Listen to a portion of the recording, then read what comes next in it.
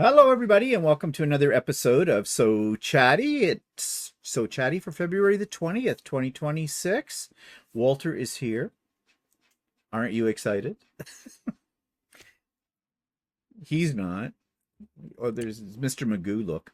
Anyways, moving right along, let's take a look before we get into today's episode where Walter plays again with Lucey, actually with her computer partner. More about that shortly. But I want to show you what I've been working on. I'm giving you a little sneak teaser here because this is the pattern that I am developing. And I'm developing it around this particular panel. And if you look at this carefully, you'll notice that we have, it's an indigenous person, a female, in a red dress, holding some feathers, which are a sign, I think, of healing. She has a handprint over her face, and there's some of the red clothing flying in off the tree. And the bear holding her is, I think, represents a protective spirit in the indigenous societies. I could have that wrong, but I think that's what it is. This particular panel, I love it for many reasons. I love it for its colors and that kind of thing. But this is also was designed by an indigenous artist to represent the plight of the missing indigenous women in our country, Canada. And, bringing awareness to this because these are women that have been abducted or just went missing. And to be quite honest about it, the authorities have done very little about this situation. And this is an ongoing stressful situation between our indigenous people and our government and our police forces. But I love the panel, so I am developing my pattern that I developed for my last Quilt of Valor. You've seen it. Call it Falling Leaves. This one for now, I'm calling it what the fabric that is going to be used with this panel is called Healing Waters. So for now, that's the name of the pattern. But I'm developing it based on the pattern that I did with the Quilt of Valor. Now, I am going to make these patterns available for free of charge to people here on my channel in a little bit of time. I'm still working on it, I'm still developing it, and I am developing a tutorial to go along with this particular quilt pattern, but I'm also developing it as a universal pattern, or I'm thinking of calling it Pick Your Own Ending quilt pattern, because I'm going to make it absolutely universal, meaning you can use any fabric combinations you want with any panel you might have. And I always find it's hard to design a quilt around a panel because the first thing you want to do is just put borders all around it. And mine isn't quite like that at all. But right now I'm testing the pattern as I write videos or create videos for it. And in another few weeks or so, depending on what I do with this pattern in terms of the Quilt of Valor part of it, whether I'm going to be bringing it up for everybody soon or not. Time will tell, but I'm teasing you with it right now because I think it's a beautiful panel. And the other thing I was working on, and I have created a tutorial, well, not really a tutorial, I've created a demo of this. And did that go up this week? I think I did. I think I put it up this week. Is how to make this. Now, I saw this on the embroidery channel Sweet Pea, and it was on sale. Cost me about $5 for the files. And what it is taking scrap fabric, and the embroidery machine will make it into fabric that you can use in other projects. So you can see I made actually 6 panels, just scrap fabrics thrown down with some scrap ribbon, and it turned out not too bad. It's pretty wild, but that's because it's all scraps. And I found this border fabric I had in my stash that was actually cut off from some background fabric I used on a quilt some time ago. And I thought, well, yeah, it's got all the colors that are in the quilt or in the panels as well. So I used it, and I found another kind of wild colored fabric for the binding and the backing too. There are some things you need to be aware of if you try to do this. It's a very easy technique. And it's very versatile. I wouldn't make a quilt from it. a table runner, a bag. I think it would really lend itself to making panels for a tote bag or something like that. But I'll explain that in the video that I can't even think. Did I put it up this week or is that next week? I think it's next week that I'm putting it up on on the Idiot Quilter. Yeah, I'm pretty sure it's next week. I do things in advance and I lose track of what's going on with them. Or it's just I'm old and I don't remember things. You know, new people every day. Okay, so that's what I've been up to. What's Walter been up to? Well, I haven't been up to a lot, but I still have. I started this shirt a while ago, and I slowly have been working on it. And I think I'm gonna work some more in the next couple of days. I can see it. Yeah, okay. As usual. So it's a little bit different pattern on the shirts. Oh, you've done the sleeves with the contrasting color. Yeah, I'm doing it with a contrasting color.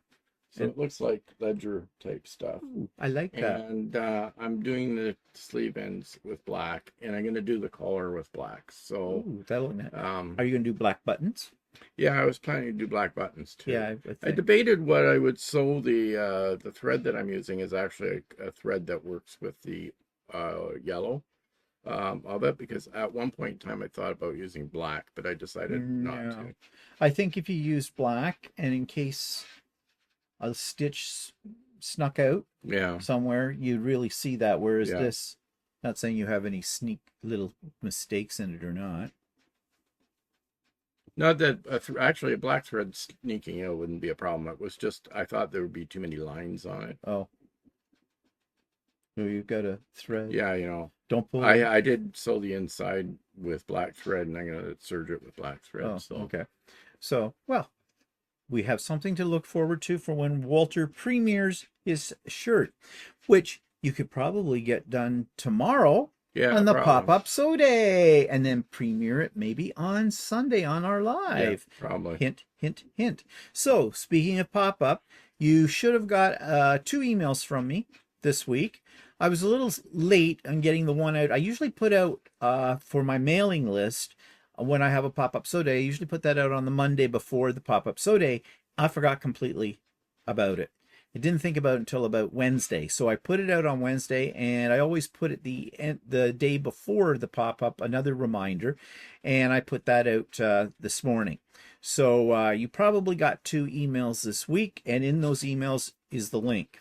But if by chance you're not on the mailing list, do not despair. You just go to my channel for any of the videos I put up last week, this week actually, earlier, and this one as well, in the show notes below. And you will find the Zoom link for the pop-up sew day. So I hope to see many of you there. It's a great chance to get caught up on projects, and we have a good time. So, you know, what more do you want? Of course, maybe many of you, like our friend Russ, are off to QuiltCon. And I just got a text message from him showing me some things in around wherever QuiltCon is located this year. I'm not sure where it is. It's in Raleigh, isn't it? Is it Raleigh? Oh, yeah, Raleigh. I think. Yeah, I think you're right. I think it is Raleigh. Anyways, he sent me this. North or South Carolina? I'm not sure which one. I'm not sure. It's there somewhere in the Carolinas. Let's put it that way. Anyway, people will correct us on this. You know this. We're going to get several comments. It's in, yeah. Okay, fine. You know, I could look it up. It wouldn't be that hard, but do I care? No. At least we know approximate location where places are. If I said to you, where is Sarnia in Canada? Yeah. Would you know where that is? Only ones that would get that would be the ones in Michigan. Yeah. For it. But yeah. So anyways, yeah, don't waste your time explaining to us where Raleigh is. I'll look it up. I don't care. I really don't care. I'm not there. So why should I care? I'm not going. Yeah. But anyways, I'm sure they'll have a good time at QuiltCon. Yeah. Okay, so that, and then of course we have Sewing with Stephen on Wednesdays as usual.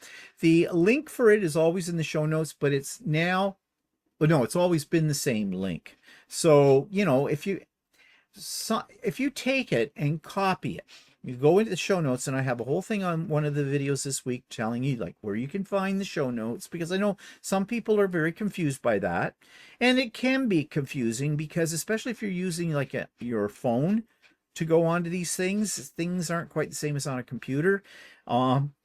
but it's there and you'll find it. But I did explain that in one of the videos this past week as well.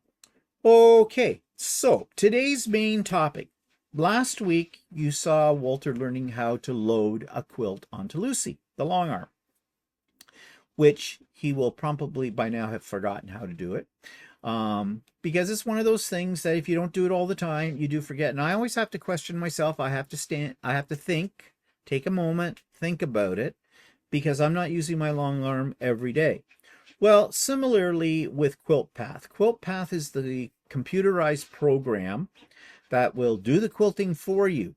And you know, a lot of people think the computerized ones are, oh, well, it's just set it and forget it. No, no, no, no.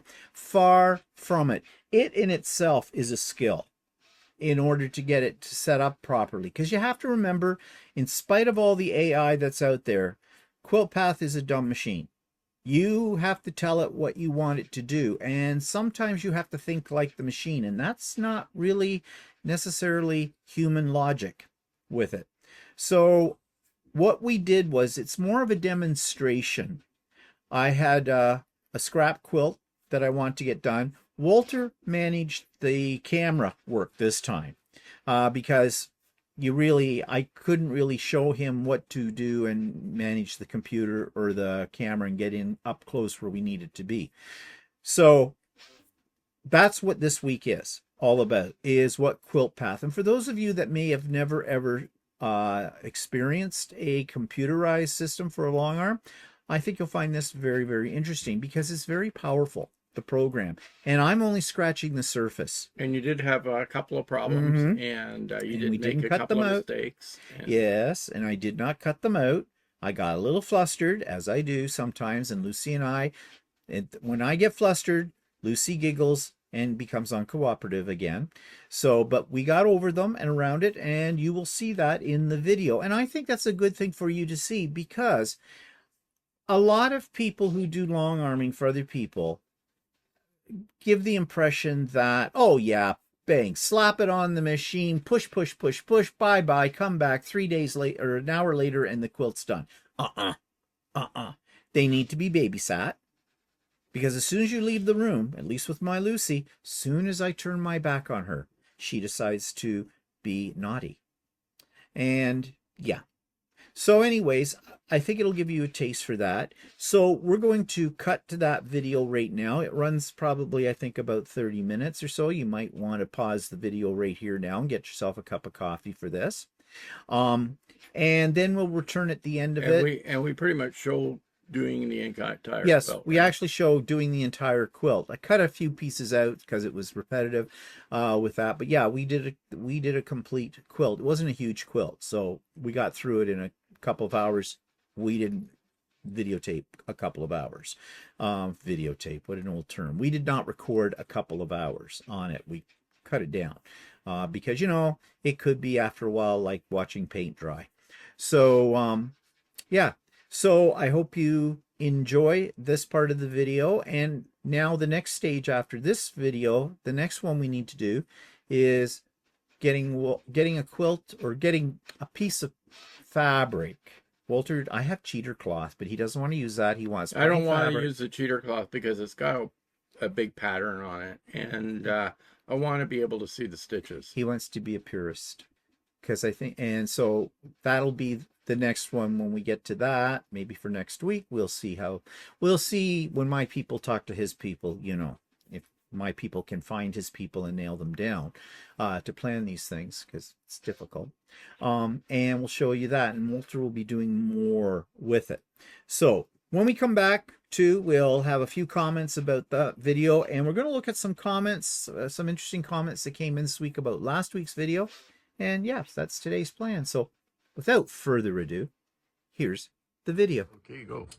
Okay, so we're going to continue our series on Walter Plays with Lucey. Except today it's not going to be Walter playing with Lucey. He's behind the camera. Because to do this, there's no way I can teach Walter this and do the camera work myself. And you saw in the last video our camera work sucked. Kind of. And it's just the environment we have. We can't do much about that. But I'm going to show Walter how he would set up QuiltPath to quilt this. Now, this is the computerized system for my long arm. Now, on the other side of the long arm, there is a long table, and that's for paper pantographs. And basically, there's scrolls of paper. And when I first got the long arm, yeah, you can show down there. Okay, this is the table. At the end, it has the red snappers on it. And this is a pantograph. Pantograph, not pantograph. A pantograph is something. You see, it's got the design, and basically it lays down flat on that table, and there is a laser on the back of this, and there's handlebars. Now, right now, the laser's no longer on it, because when I got the computerized system, I took the laser off, and I took off one set of handles as well, because I wasn't going to be using that. But I mean, I could put those back on if I needed to, but I have a computer, so why would I do it? But you just trace this along, and it ends up guiding the machine in that pattern on your quilt, which does a pretty good job. In some ways, it's simpler than doing what I'm about to do with this, but you still have to get used to the motion of the machine and getting it around. Yeah, and sometimes it can be a little bit rougher looking than what you can. It's not as precise. It's not as precise as what the computer can do. So, yes, the last time we did the basic loading of the quilt sandwich up onto the frame, and we basted it across the top and down along the side. We have our little markers here, which is just when we advance the quilt, just to make sure we're relatively straight. And I've been over this already, and everything is at the right tension that it should be. We're threaded, we've got bobbin thread, the whole bit. So the next thing we need to do is set this up. Now you can see this screen. This is a Windows tablet, Surface tablet. And the program's on here, but this is just like any tablet. You can't use a Mac product, an Apple product. It has to be Windows because the software doesn't work with Macs, which maybe in the future they will develop it so it does. It really screw you up if Microsoft decides to stop making the pads. Yeah, because this is not cheap. Like buying this, and there's a motor that had to go on this to run everything that this is attached to and tells it what to do. And the program itself, that was at the time $13,000. Well, it's 10,000 American. Well, 10,000 American. I'm talking Canadian Yeah, money. Canadian dollars. It's more than that now. And it's called Quilt Path. Now, there are other programs you can get for other machines, like Gamel. Gamel has their own. I think it's called Statler or something, or something like that.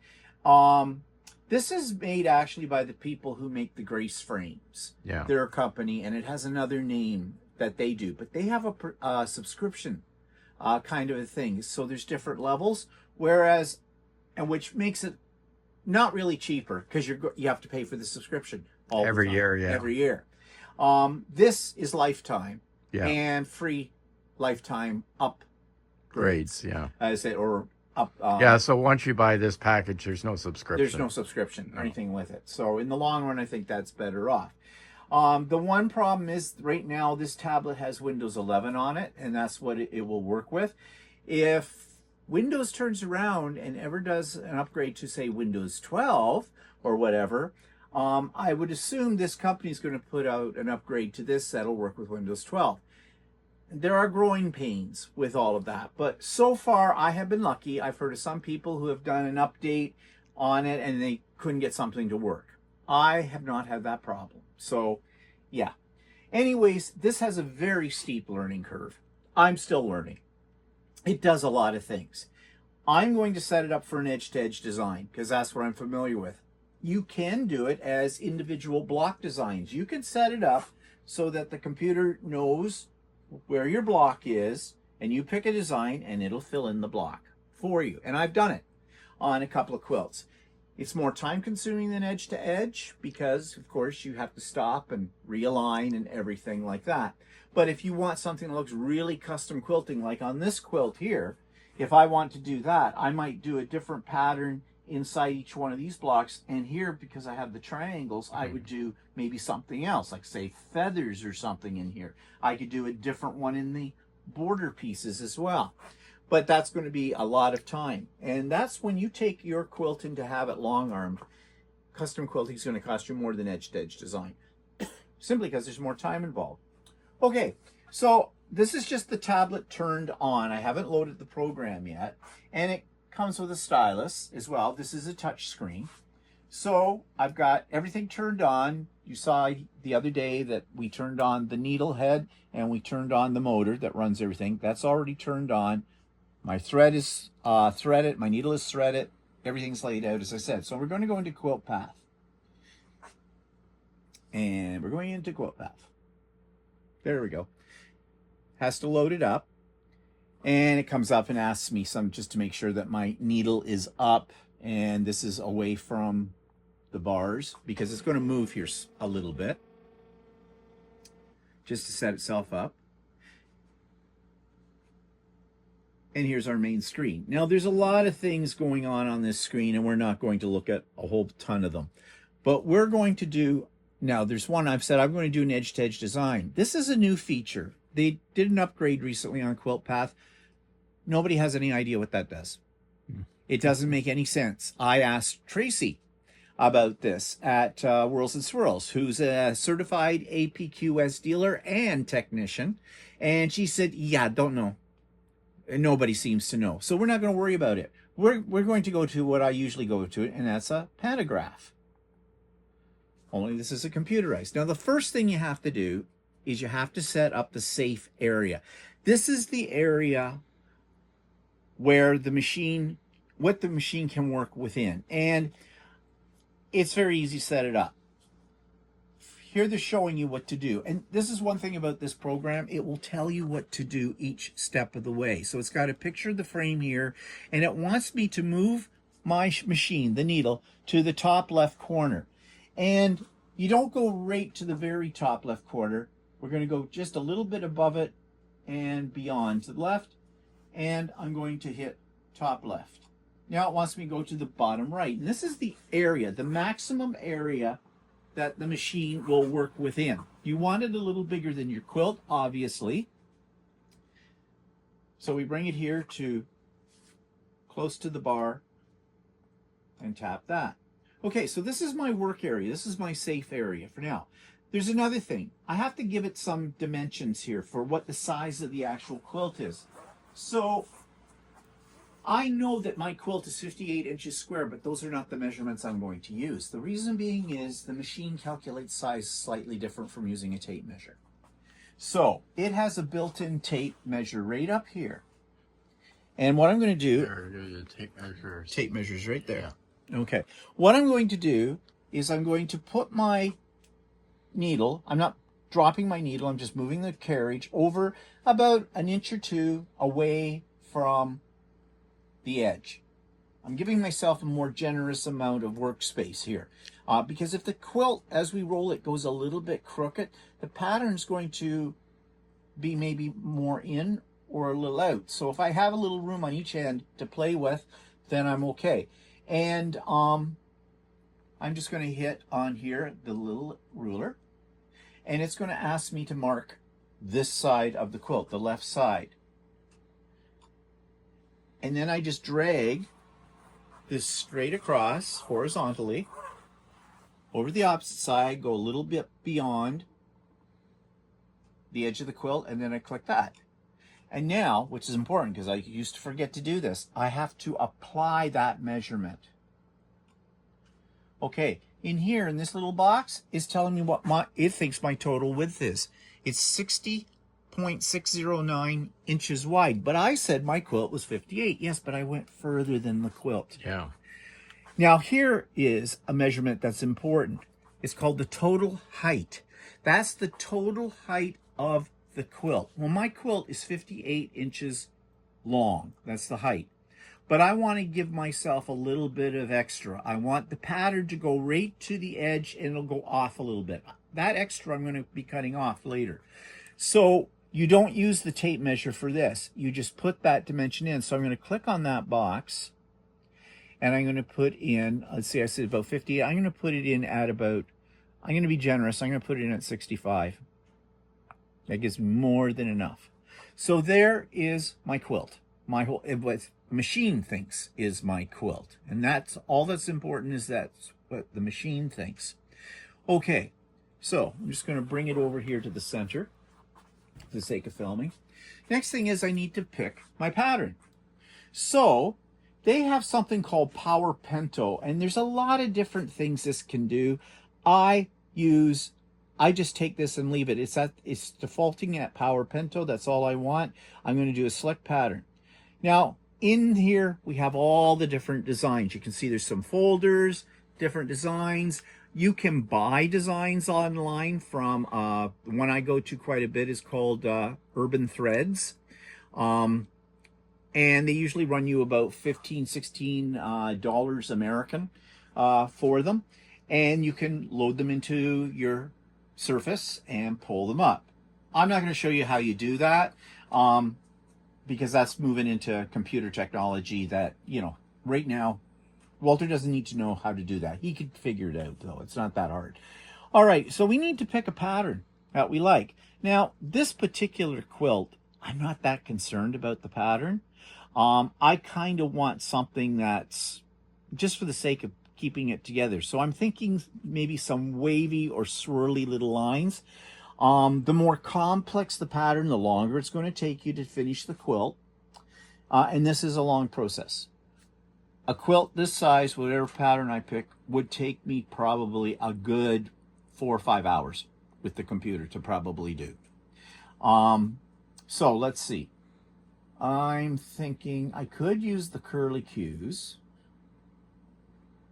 I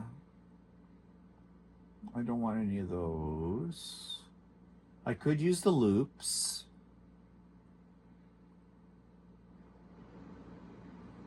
Yeah. I don't know. Anything you think, Walter, that's grabbing you? I don't know. The loops are okay. The or loops, there's this grouping of loops. Yeah. Or I'm thinking maybe just do the basic curly cue. Yeah. Where's my curly cue? Here it is. I can use the wave, or I can go curly. The wave looks less complicated. Less complicated. Let's go with simple. Okay, so we're going to open that. Now it populates the screen. Remember, this is the whole quilt. It thinks right now. Down here is where you can adjust it. Now it defaults. Given the dimensions that I already put into it, it has figured out that the pattern height, meaning the top of that curly cue to the bottom of that curly cue, is 7.222 inches. But there is a problem. I'm going to blow this up. So you can go up here, blow this up, and you see this? They're touching. Mm-hmm. Now, you might want that, Mm-hmm. but I don't. So I'm going to do, that's vertical spacing. So I'm just going to tap on here, and I'm going to pull them apart a little bit. And that's not bad. Oftentimes, I usually pulled it apart at 1/4 of an inch. Mm-hmm. And now there's some other things I can do here. So that's my basic pattern. I can flip things. I get a pattern like that. I can move it this way. I get something totally different. So you see, one pattern can give you a lot of different effects by doing that. There's something else. I can do that. I can do that. Go here. Little hearts. That's kind of fun. Mm-hmm. Do I want to keep that, or do I want to just go back to the basic? That's kind of fun. Let's do that. Just a sec. Okay. So once I have that, there's some other controls here which you don't need to know about because I'm using basically the defaults. I can change the direction of these. I could do a single line of these if I want to do, say, an edge-to-edge design where I do one set, one zone. They call this a zone. One zone in this pattern. I could go and pick another pattern, do another zone in a different pattern. I don't know why you'd want to do that. That would look kind of weird, but you could. But I'm just going to go and say this is okay. So I sew in zones. So the reason I want to sew in zones is because this will tell me how far up I have to advance the quilt after I've got one of the zones done. And we'll come to that. Okay, sew in zones. And it says, would you like to save this zone? It is a good idea to do that because if the power went down, now I have it on a UPS. a very elaborate UPS. Something they didn't tell you when you bought this is that when you get it, they recommend you buy a UPS, an uninterrupted power supply. But it's just not one of the ones you can buy off of Amazon that cost you maybe $100, because it's a special power supply that conditions the power going into it. That's called sine, which is Sine wave, yeah. Sine wave, which has to do with the computer. So they're more sensitive to fluctuations in power. So if you suddenly had a surge, you could burn out your computer. Yeah, and it's also for your sewing machine, the Lucey. Yeah. The Lucey's components. Yeah, and all that. So with the help of Tracy at Whirls of Swirls, I was able to find a place that had what I wanted. I ordered it, and actually she was really good. She came here to the house on the day that we had just gotten the long arm all set up and everything, and then thought, oh, I was tempted not to bother with it, but I thought, no, awful lot of money here. Let's spend a little bit more. When I say a little bit more, it was $1,000 for the UPS, but it's elaborate, and it's what is recommended by APQS to buy for this. So put that into your budget. You need it. You have to have it. You have to have it for your own safety with it. Okay, so what am I doing? Oh yeah, so let's say I was in the middle of doing something here and power went all down and the UPS failed or whatever. How do I get back to where I left off? Well, I need to know it has to be saved in the memory. So that's why it's asking you to do this. We're going to save this zone. We're going to call it zone 1 in the computer. So it says, would you like to save this zone sewing session? Now down here they have little notes. This is especially recommended for large projects that may get finished in a single session. May not get finished. Or may not get finished in a single session. I still have not completely figured out, if I don't get finished in one day and I turn off the machine, how I get it back. I sort of know how. I try not to. I try to do everything at once. Or I leave it on overnight and come back to the next day, which will probably be what will happen with this quilt. But anyways, that's a discussion for a little further on. So yes, I want to save it, so I hit yes, and now, and you can put this in a directory or whatever. I just put it where it defaults to, and it wants a file name. So usually I give it a name like the name of the quilt or something like that, or the quilt pattern. I'm just going to call this Scrappy, just Scrap. Number 1, because you'll save each zone, and there's probably going to be about 4, maybe 5 zones for this. So Scrap 1, enter, save. Okay, now this is what is going to be sewn out. This is zone 1. However, this is not placed correctly, and that's what it's asking for up here. It says, this is zone placement. It does say that somewhere, doesn't it? I thought it did. Well, anyways, we have to place the zone. So we've got some little colored things here. First of all, the green box means right now that pattern is in the safe zone. If we hit a red box, it means we've got to adjust something because it's not in the right place. But it doesn't really know exactly where to start on this quilt yet. So I've got to move this up to the top. And I'm going slightly off the top and over to one side, just to give me a little room to play with. Yes, my design is going to get cut off here because it's a continuous design, and that's okay. You want that. And you see it's showing it here too. But if you look, these blue lines, there's a dotted blue line along that green line here. That's going to stitch out. So if I started this down here, I'm going to get a straight line each time across. And I don't really want that on the quilt. I mean, if I'm close enough up here to the edge, it would probably be covered by the binding, or it may get trimmed off.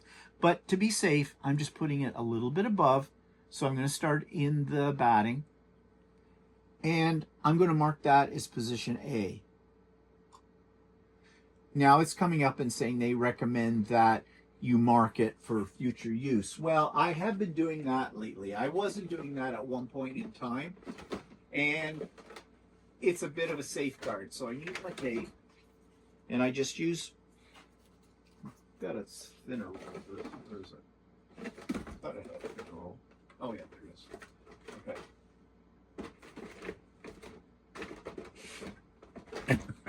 Okay. So I take my painter's tape and I put it underneath the needle. Right there. And I'm going to take a marker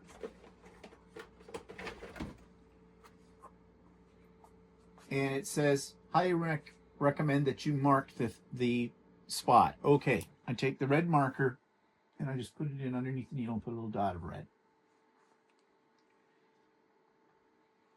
Okay, so A is marked. Now I'm going to drag the machine and I'm going to try to keep it fairly straight.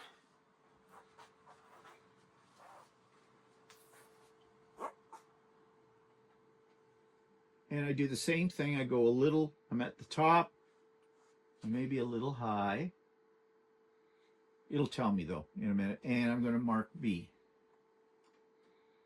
Okay, you see here? This has got, the green line is going a little bit crooked to the red line. Mm-hmm. That is okay. The quilt is not absolutely dead on straight. As long as I am within that red box, I'm okay. Now, if I want, I can adjust. I can just move that up a hair. And I straighten it out a little bit. And that looks pretty good. Yeah. So, I need to mark that the same way as I marked the A. I'm going to take a piece of painter's tape. This is just in case I ever had to go back to this spot.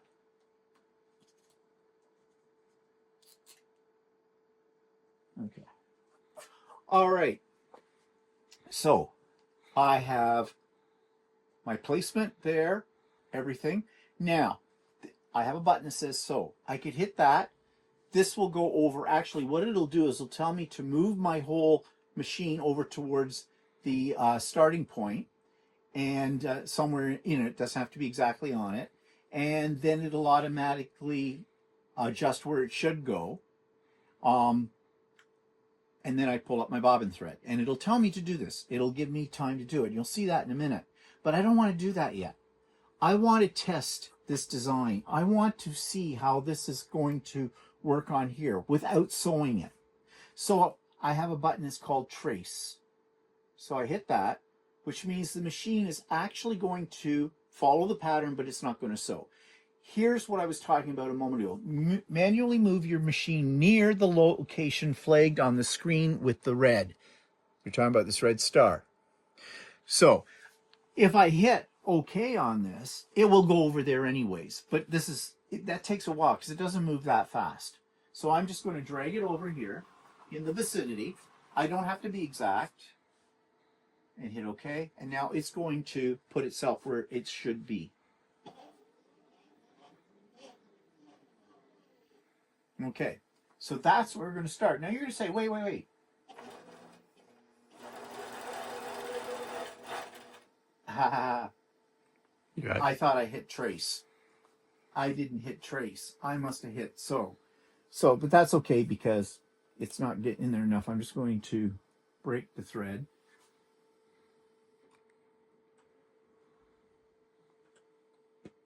Okay, we'll just leave that.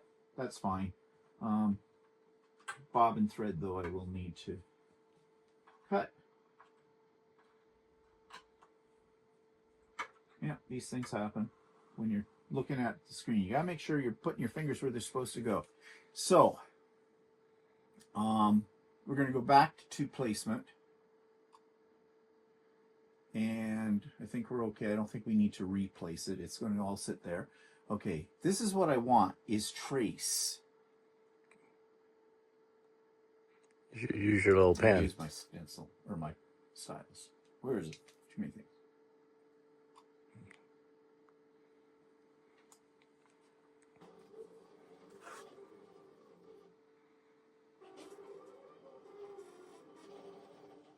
This is not what I wanted to. Yeah, it's Oh yeah, it's tracing. tracing. Here we go. Yep. What did you want it to do? This is the problem. Don't start laughing at me now because you're going to be doing this at some point. Okay, so you can see what it's doing now. It is following. You see where the solid blue line is? It's drawing out that first row in this zone. And I'm watching it and I'm thinking, do I need to make the pattern smaller? I left it at its default, and I'll probably do that. But what I'm really testing for here is to see if where it's going to go when it gets down to this end to make sure it goes off the quilt. And it should. Now, here's one problem with using the trace in this program. I can't speed it up. I can't go at another place and wait for it to start with it. I have to go through this. I do this though with every quilt when I do it just to check my pattern. Now this is going relatively fast because it's not a very complicated pattern. A more complicated pattern, this is going to take longer to go across. But it just gives me an idea. You see I'm watching up here. Is it going off the quilt up here? Because I want it to, and it is. And that means these straight lines where it goes from one area to the next area are going to be in the batting. They're not going to be on the quilt.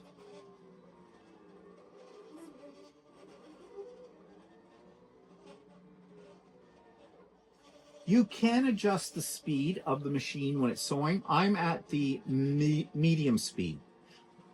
There's turtle and there's bunny and there's medium speed. And they're supposed to be like, it goes a lot faster. I have never used the fastest speed on it because I think the speed kills with it. If you have a problem, your thread could break more readily. It depends. Okay, we're just about, I want to see where it's going to go when it gets to here. This way. Is it going to go? Yeah, it's going to go off the quilt, which is what I want. And then come back on. And yeah, that's going to be fine. So I'm going to stop the trace. And what I'm going to do next then is I'm going to pull the bobbin. So I click on that and it's going to ask me to manually move the machine near this red spot again. And it's going to line it up. And I just pick wherever, close to it, and go, okay.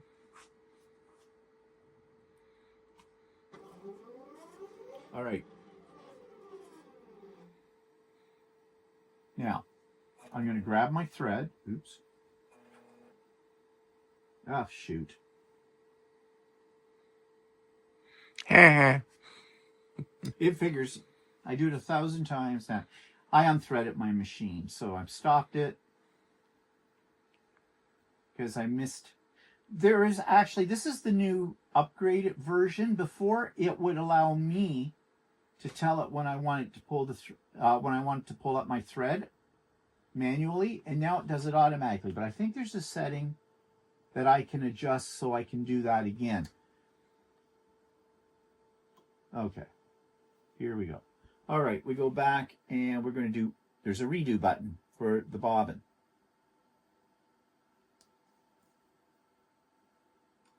Okay, got my thread, yes. Get ready. Okay, down it goes.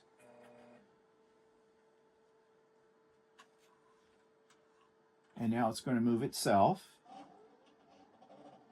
to its starting position. And it says here, I've pulled up the bobbin thread already. It's reminding me to do that while I've done it. And now I'm going to do sew.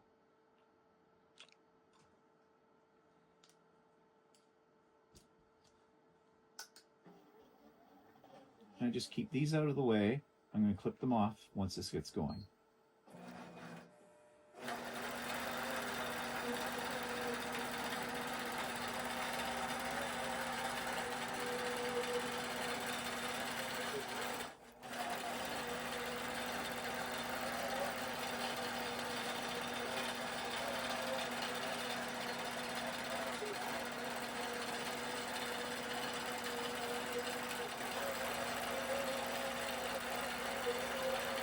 So far so good. Everything's looking fine.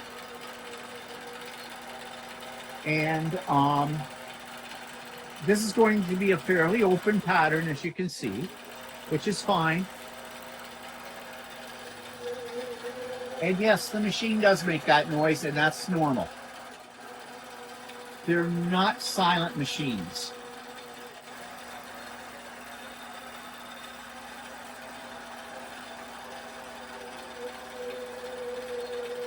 Now, you will be tempted to stand here and stare at, especially when you first get one, and watch it. Don't rest on the belly bar here, because you'll distort the quilt. But here's your chance too to make sure you don't have any bumps or bulges, and you can sort of smooth it out if it looks like it's going to gather something. If you put it on the frame correctly and you've watched your tension, that should not present you with a problem. At any time, if you need to stop, you have the big red button. You can stop it.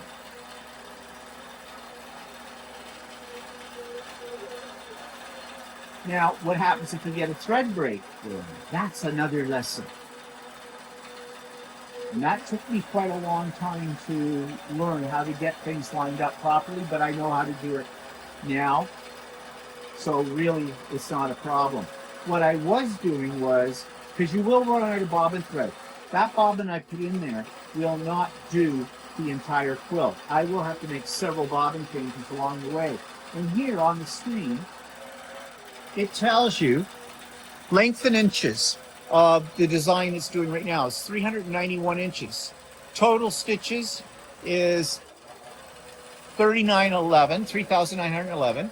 It has sewn right now and it's counting up, but it's not telling you what's remaining, counting down, and it gives you a percentage readout. It's done 61% of this zone. Now, I know that on a bobbin, I can get roughly 2,800 stitches.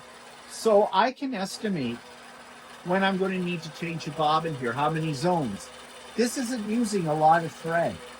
Total stitches is about, let's say 4,000. 4 goes into 28 7 times. So basically, I might be able to get all my zones done with one bobbin. I doubt it, but I might be able to. That's an unscientific way to figure it out, but that's as best you can come to, because one thing they don't, and I wrote to the company about this in their future integrations, why can't we develop it so that we know when we're going to have, how many bobbins we're going to need? And they said they don't want to deal with that. Well, I guess the bobbin size could vary whether you're using a pre-wound bobbin or a self-wound bobbin. Yes. Yeah. Now, when we get to the end of this row and it stops, then we have to advance the quilt. So I'm going to show you how to do that. The machine helps you along the way. Another thing I didn't discuss was, if you notice up here my throat distance, this is the Lucey. It has a 26-inch throat, but you don't get a total of 26 inches of working space, because as you advance the quilt, it goes up on this roller, and the roll gets bigger, and it comes closer to this area here. Now, I just recently learned how to avoid that problem, and I'm not really going to explain it today because it won't mean anything to you at all. It should be able to calculate, when you put in all those things I did with the measurements, it should be able to calculate the distance itself, but it doesn't always. It's one of its little quirks. Because if it gets too thick on there and it hits this back part, it pushes your needle out of alignment, and then you start trying to figure out where to line everything up. Okay, it's finished. Does a double stitch. Now it's going to come up with an instruction here to remind you what to do. Takes it a second. Oh, sorry. I have to wait. Why is it? Okay, that's the end of the zone. Oh, okay. You hit mark zone. Then it comes up with this. Okay. It says, have you completed sewing this zone? And what it means by that is, this includes pulling the bobbin thread and making any needed repairs. This will also clear all pattern eclipse regions. Don't worry about that. And if so, touch yes. Well, no, I haven't finished because I need to pull up my bobbin thread. So the carriage is now loose. It locks itself when it's doing the design, but it's released now. So I just pull it up, clip the bobbin thread, clip the top thread, and we can say yes. Now what it's going to do, it's going to move to a new spot on the quilt where it wants me to mark this point. So I take a little piece of painter's tape. There are other ways. You can have us do a little stitch there, but I find you can't see it, so I use the painter's tape. There's a couple of different methods for doing this. I'll get out my little marker. And then it says single stitch. So it goes down, it punches into there. I take my marker, I mark it just so I can see it. You'll see why in a minute. And then it goes next mark. It wants to move down to the other end and put another mark on here as a guide. So next mark. Now it says manually move the machine. So it wants me to go to where that red star is. And again, I don't have to be Red star. Yeah. Well, right there. And I don't have to be, I just have to be within the vicinity and click OK. And it's going to move exactly where it's supposed to be. I'm going to take my painter's tape.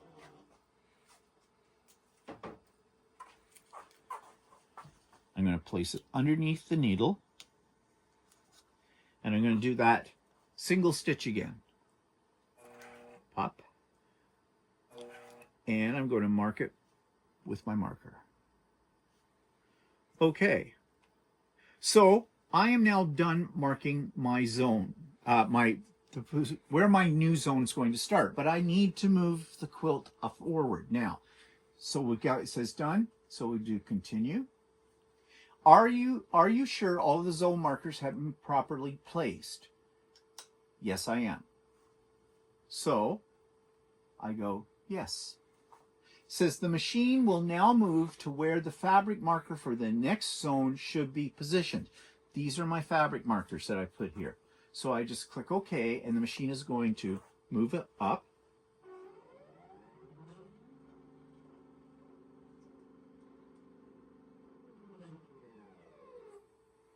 Now, this could be close where that is, but we'll see. We'll deal with that in a minute. It says move the fabric so that the marker, and they give it a name, 2A, this is 2A, is beneath the sewing machine needle. This does not have to be precise, but try to get it as close as possible.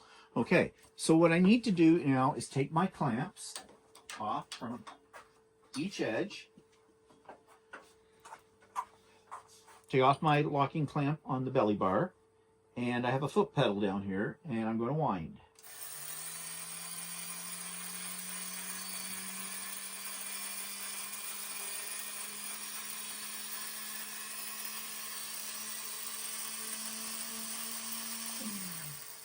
And I'm lining up that needle, and this is why I put the red mark on it so I can see it better. I'm going to try to get that as close to that red mark as I can. That looks pretty good. I'm going to tighten it up. Okay. Now I'm going to take this and I'm going to gently pull my quilt. Remember those little C-rings? I lined them up with that inner seam. Well, this will help me keep this straight. So I just tug on it. It may be a little off, but as long as it's in the ballpark, it's okay.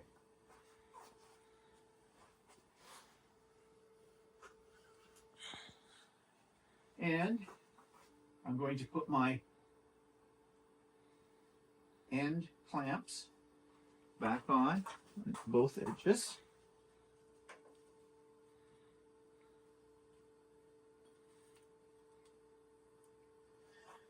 And just make sure that the quilt is flat. No bumps or bulges in it. Pull it all down, looks pretty good. I'm going to put a little more tension on it. Okay, so I will now say, it says move the fabric. We've done that. I can say, okay. Have you moved the fabric? Yes. Okay. Now, you notice that moved. You may not have noticed it. It's in a little different place. I have to do a repositioning. It's going to start from this side where that needle is right now, and I'm going to call that A, and it shifted a little bit. And now I'm going to come all the way across to B. And I'm putting my needle right over that red dot that I made. And that's bang on. That's exactly where I want it to be. So now it is positioned. So what's next? All I need to do now is pull my bobbin thread and sew. So I go here, pull bobbin thread, same as I did last time. Oh, I have to move that. Now you see, read the instructions. Manually move. It wants me to go to the other side.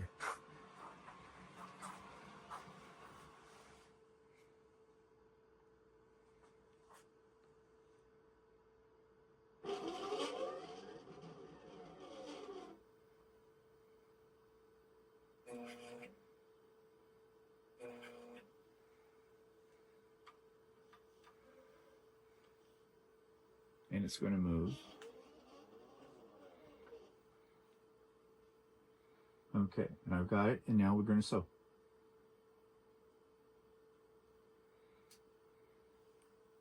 And we're going to sew.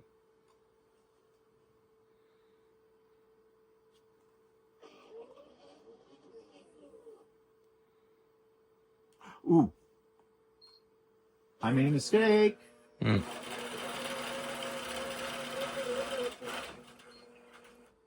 Two things I didn't do.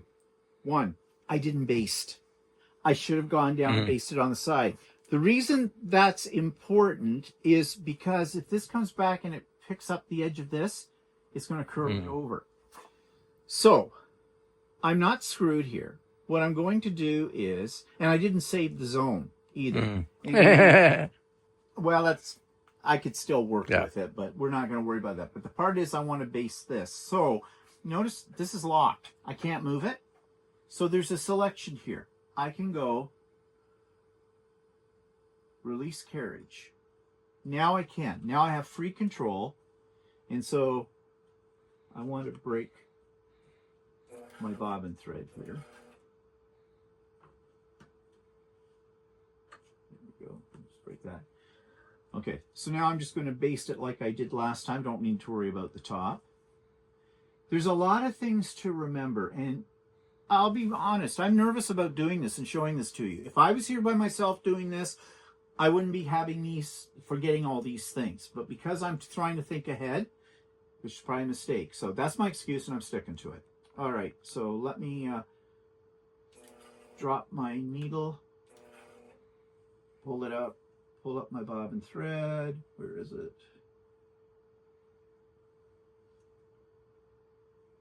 Oops. Nope, there it is. Okay.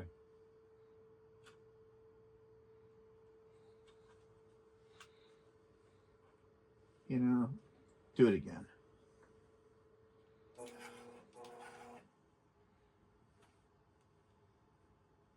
Doesn't want to give me much to play with.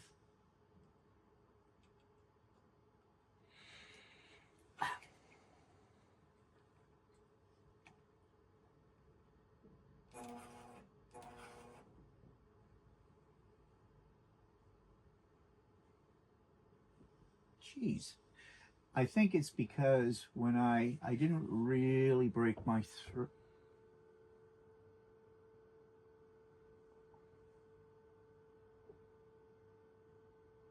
Oh, it's the robo. If you're wondering what I'm doing, I'm listening to my robo. Okay, I can't get the bobbin thread, so no big deal. I'm just gonna pull out the bobbin. See, I've got a short end. You want to leave a fairly lengthy piece, so there's something to grab onto. And I, oops, come back up.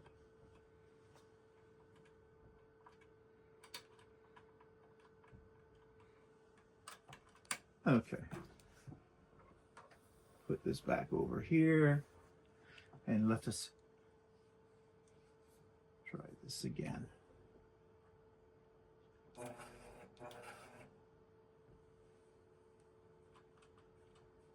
Okay, there we go. And then we want to baste. Okay.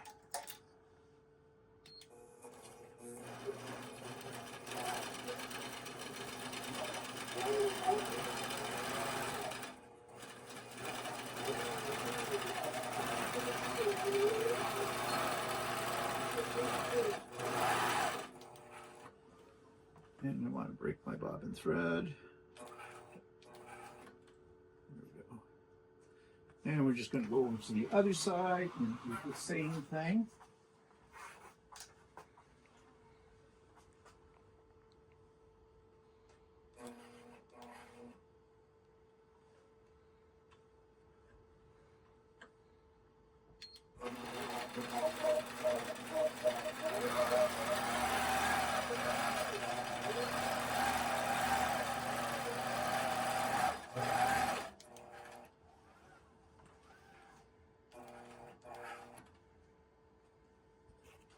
And cut it.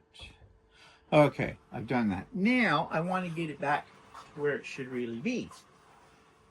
Now, this, I could do this in a couple of different ways. See, I already started stitching here, right? And I kind of like to stick with that. So there is something called repair pattern on here. And this is essentially what would happen if your thread broke and you had to realign it. So go repair pattern. And then I have a whole bunch of stuff here. These two are the most important. Closest stitch or last stitch. Forget about last stitch. That never works for me. I'm going to go to closest stitch. So I'm going to put my, this is where my closest stitch is, where it started before. And I'm just going to line that right up with that and hit closest stitch. And it just moved the machine. Now, if that doesn't look like it's in alignment, I can do little nudges here and that. I can even trace to check it. It's okay for this because this is pretty basic. This is pretty simple right here. So let's cut this out of the way. And I want to pull my bobbin thread again.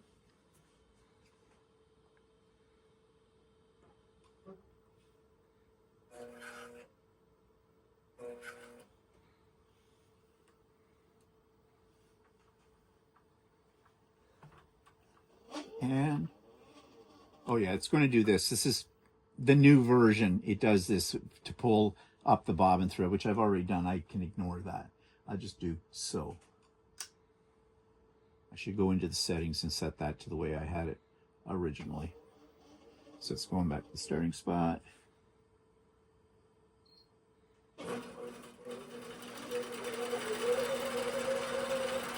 Now I am off slightly, but no one's ever going to notice. And away it goes, doing the next zone, which I didn't save, but that's okay.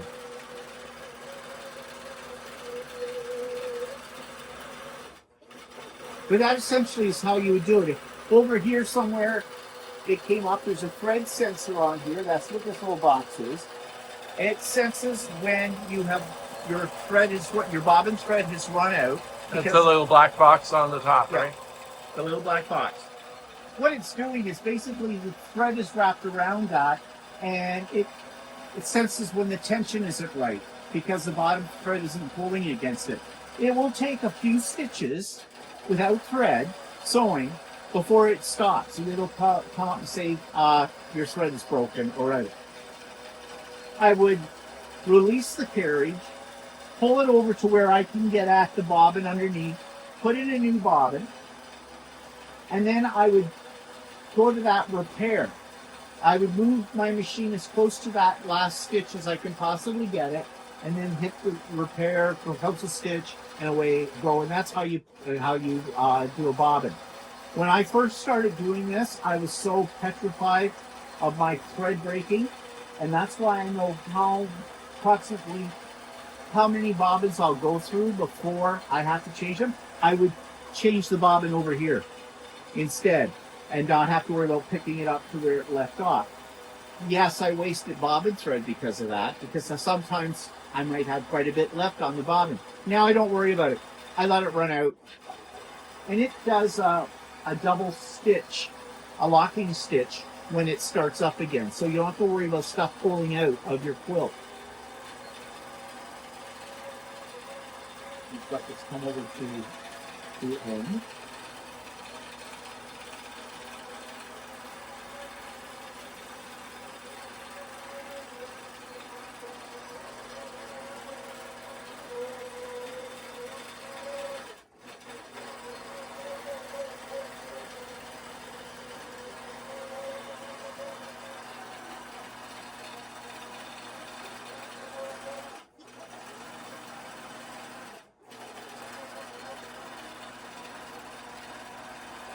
Now, the other thing I said the other day when we were talking about loading it, I leave a very generous amount of batting and backing on either side and at the bottom, so I have room to play with. Some people don't want to waste anything. To me, it's part of the cost of doing quilting. I don't worry about it. I'd rather be sure, because I have at times have done something where I thought I had enough backing and batting. I mean, I had only an inch on either side, but the quilt shrinks, so does the backing, so does the batting. As it's quilting, it's gathering it up. So I've been short, and that's a bit of a problem. More than a bit of a problem. So I'd rather err on the side of waste so that I know I have enough. The other advantage of doing it this way is if you need to check your tension, and I don't touch the tension on my long arm if I can avoid it. But if I needed to, I would take a piece of fabric, put it here, scrap piece, and I would try my design on it and look at my tension there. Now, if we take a look at the tension of this right now, look what happened. Thread break. Thread break. A broken thread has been detected. Touch, ignore, disable. Well, I don't want to disable it. So why? I had lots on the bobbin. It isn't the bobbin. And this will happen. This quilt is made up of so many different seams. It is possible that it hit in this area where it left off, and I got to find the left off point. I think it's right here where it left off. It probably hit somewhere along in here an extra thick seam, and it broke the thread. And that's not unusual. Now, usually if you're not doing a quilt like this, that will be more, I'm not going to say it's going to be rare, because it can happen. And this would have caused me to panic. So the first thing I want to do is I got to rethread this machine, and I'm just making sure. Sometimes when you have a broken thread, this can come out of here, and this will cause you to have a tension problem, and your thread will keep breaking. And ask me how I know that. So I double check that.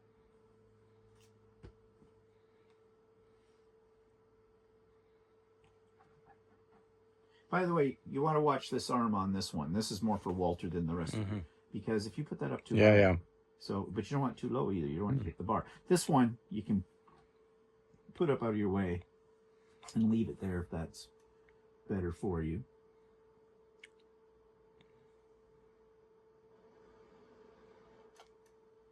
Oops. Pigtail, pigtail. And in the needle you go.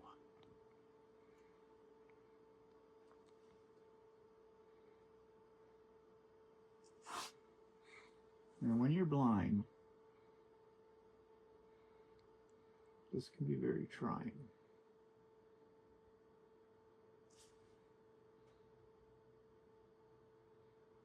Okay, I got it in. This is why these tweezers are really a good idea. Okay, just double checking everything's where it's supposed to be. Yep. Okay, so I'm going to go into my repair. Okay, so I need to do repair pattern, and I'm going to move this over to where, oops, it's frozen. Not to panic. Let's go to the toolbox and go release carriage. Now I can move it.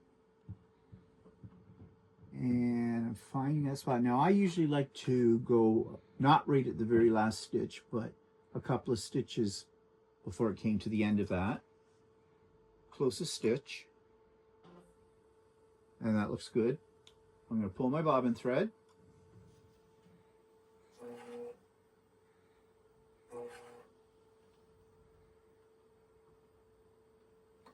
Now, this is something right here.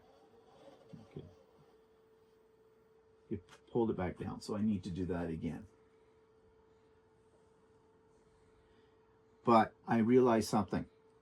The bobbin thread sometimes doesn't get cut when this happens, and it's looping on itself. And so when you get it, you've got two pieces, and you don't know which one to pull. So what I do in a case like that is I go underneath Lucey's skirts here, and I'll pull out the bobbin, and I can feel it's attached. I just break it. Yes, it will leave a little bit of thread hanging out from the back of your quilt, but when you get around to binding it and everything, you just go check your back and you cut off those little pieces.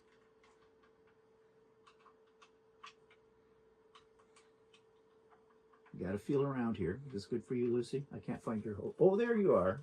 Okay, I was a little high. There we go. Okay, do the same thing again.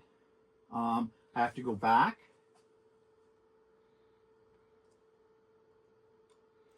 And I'm back into repair. I'm going to the closest stitch again.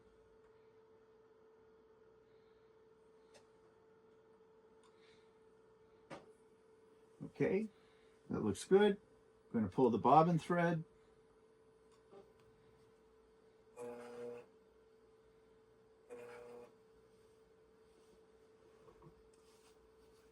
And we're going to sew. Yeah. We will in a minute. It has that little delay. So.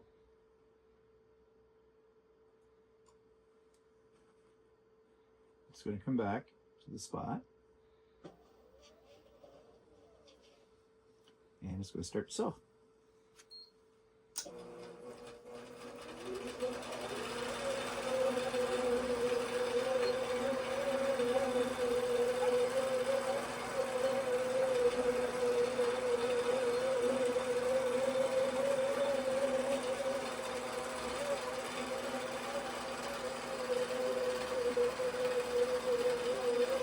I'm just checking my tension. Looks fine.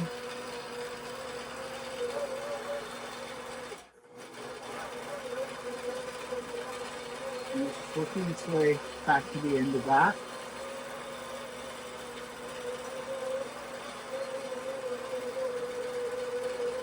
And then I'm going to advance the quilt again.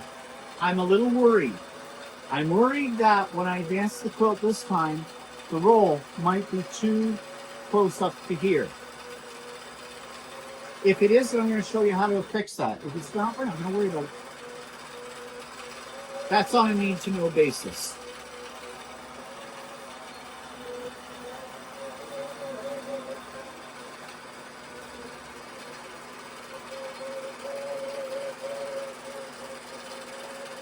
Here we go. So I'm going to grab my tape. It's going to come up here now, and it's going to give me instructions.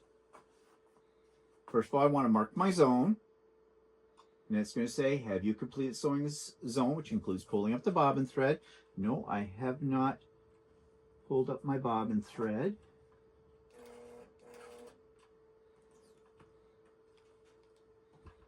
Cut the bobbin thread, cut the top thread, pull a little extra through, and go yes.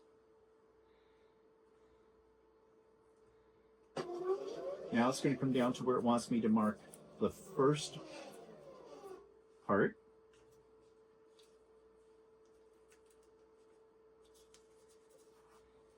There's my red marker, single stitch.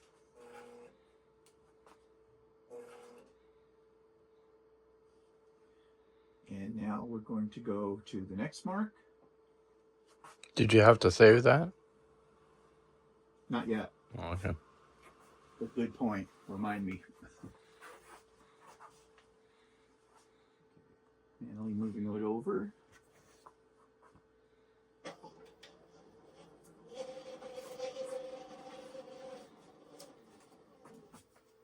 Painter's tape. Put it under the needle. hit single stitch. When it pulls up, I'm going to mark it. Marked. I am now done. Continue. Are you sure all the zone markers have been properly placed? Yes. The machine will now move. Okay.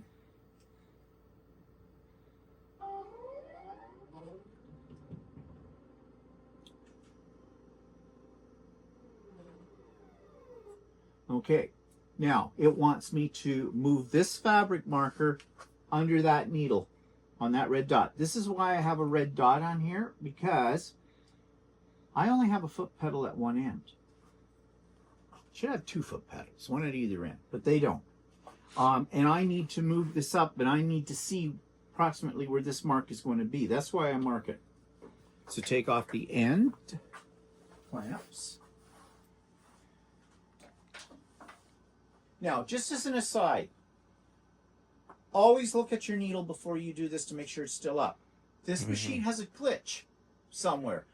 For some reason, there's been the odd time when it has dropped that needle when I wasn't looking. And if I do that, it's going to pull. Yeah. It's going to break. So you just make sure that it's up. Okay, take off my clamp. Now I'm watching it underneath to see how close that is getting, what my clearance is. It should be okay. And it is. And now this is where I'm trying to see where my mark is. Yeah, it's almost there. Yeah, that's pretty close.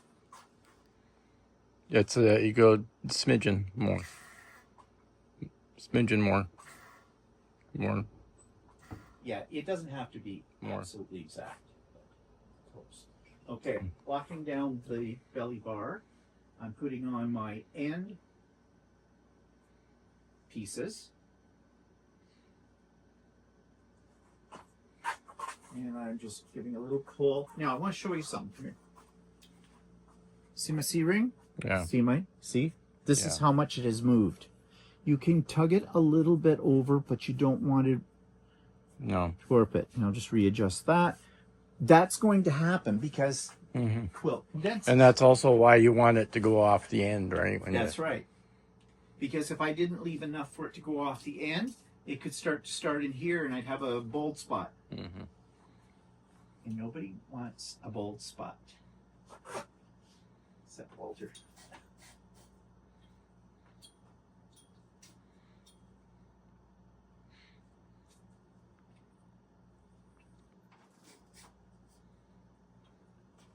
Okay, so we're going to smooth this down.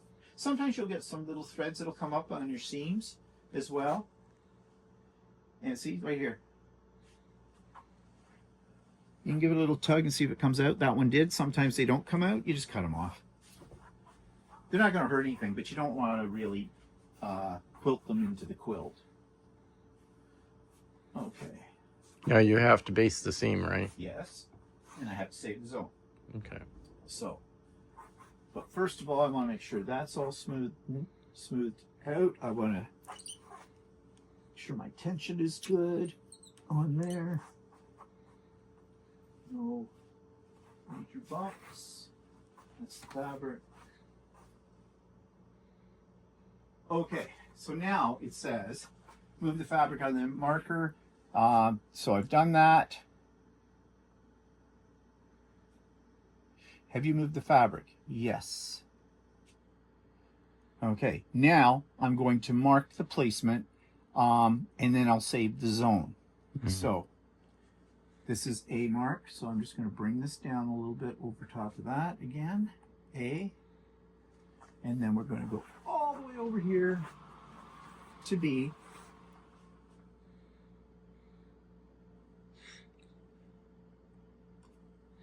And that's looking pretty good. So now we're going to save the zone, which I didn't do last time. So I go up here at the little floppy disk. And I go in here. And so this is now going to be zone 3. And it tells me it's zone 3 here. So I called it before scrap. Doesn't matter what I call it, but this is just a way for me to remember what design, if I ever want to go back to it, which I probably never will. 3, enter, save. Okay, I have saved it. I need to baste. All right, I have to release my carriage. And now I'm going to baste it. But I need to pull up my thread first. Mm-hmm.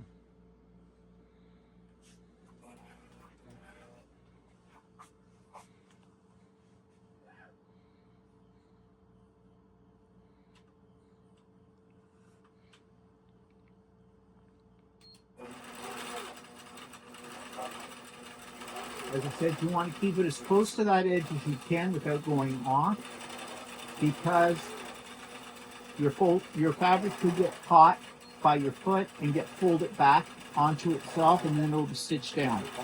Which, if it's only a little piece, that doesn't matter, because it'll get cut off when you trim it, and it'll probably get buried in the binding. But you still don't want to do it. Best practices. Okay, we're going to cut that bobbin thread and the top thread. We're going to move it over here, and we're going to do the same thing again.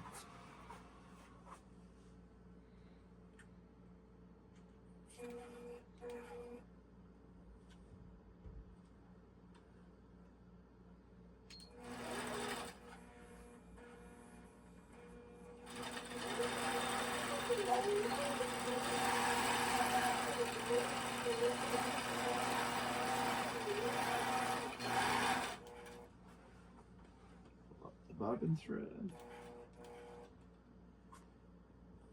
Cut it. Cut the top thread. Okay. So now we want to pull up our bobbin thread to get started with this. So I'm going to push full bobbin. It's going to tell me something here, probably. Nope, it's not. I just it's on the right side for it, so it'll move itself. Sorry, I had to sneeze. Okay. Must be all this thread dust. Yeah, no doubt. Okay, pulled up the bobbin thread, and it's going to do this move thing. I really got to go into the settings. I hate this. This annoys me. This step. Okay, do so.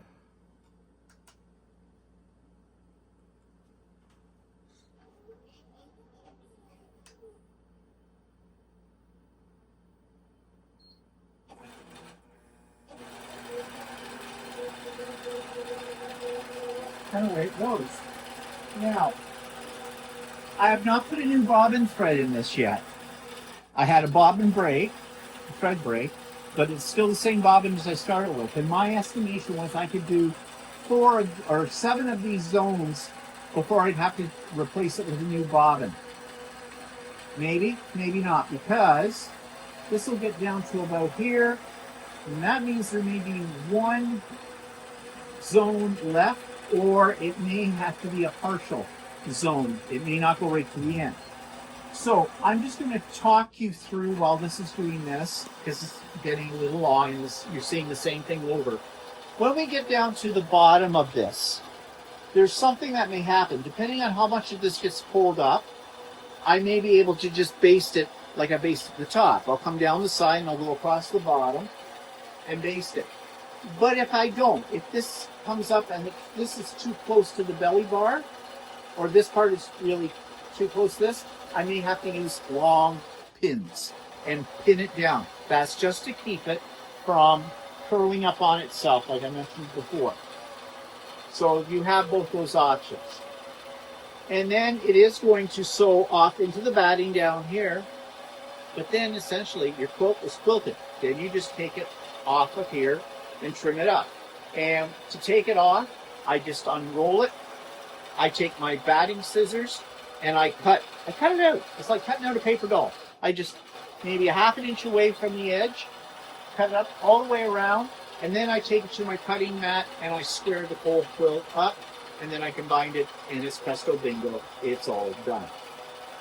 Okay, so that's how you do it. Now, you're not going to remember any of this, because it is so very, you saw what happened to me. Yeah. You know, it's very easy to get lost. But I have made cheat sheet on here This is for, I think this is for setting up and quilting. Okay, so pick pattern. Make sure you set up it to 85%. We didn't show you that because it's already defaulted to that. I'm not going to get into what that means. Trace before sewing, we did that. Save each zone after you set it up, and then make sure the sides are based before sewing the zone. Follow the instructions on the screen because it takes you through it step by step. You won't be on your own when you do this anyways. But, okay, so I think at this point, we're going to let it finish this out. I'm going to advance the quilt and I'm going to show you what I was talking about down here, depending on how that comes out. And then it's just doing the same thing. Repeat and rinse and repeat on all this. So let's stop here for a moment. Okay, so we've already advanced our quilt now, and we're in probably the last zone. I think there'll be enough fabric here is going to go off the edge, and that's what I want. But that means I need to baste down the sides and I need to baste along the bottom. And this is where things get a little tricky on the basting. You want to smooth this out as well as you can without stretching stuff.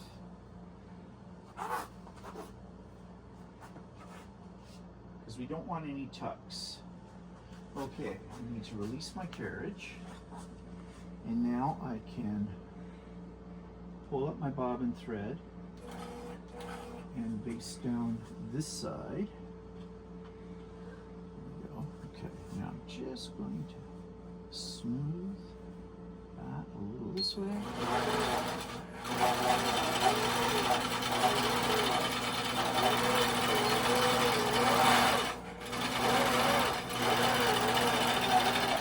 And then we're going to go along the bottom.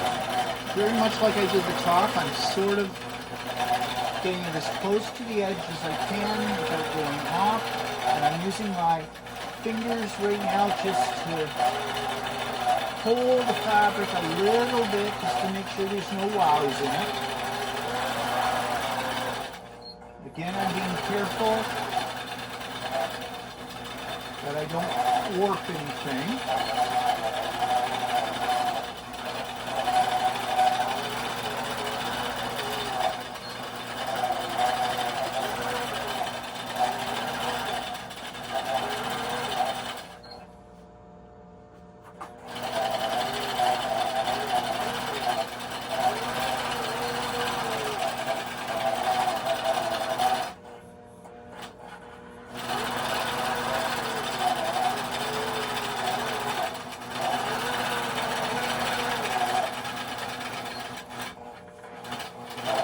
Now, I don't like going backwards because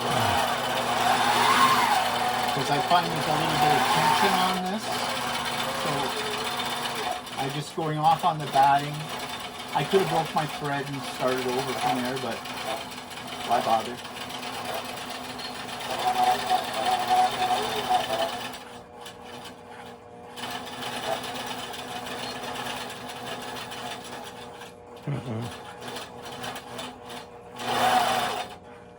This gets a little tricky when you get to the very bottom corner.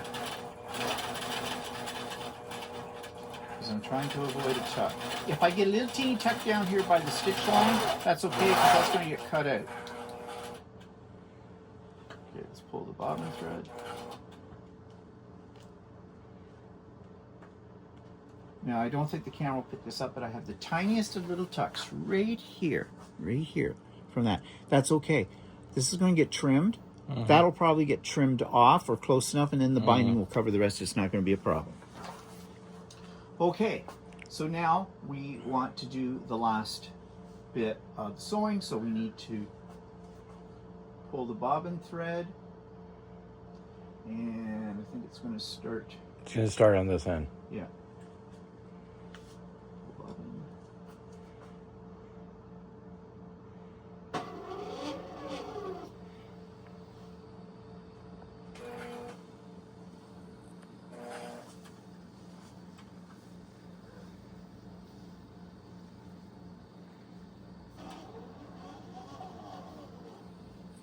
Okay.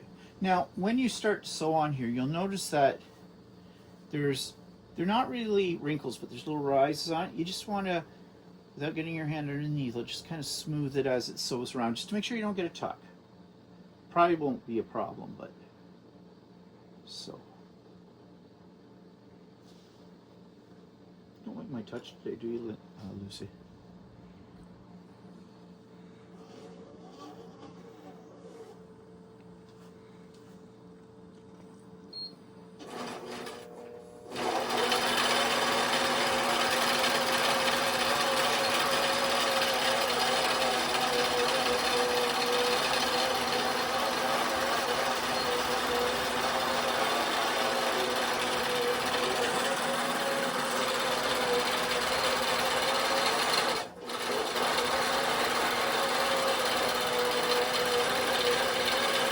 So I think, yeah, it's going to, when it comes to that last row, it'll be off the quilt, and that's perfect.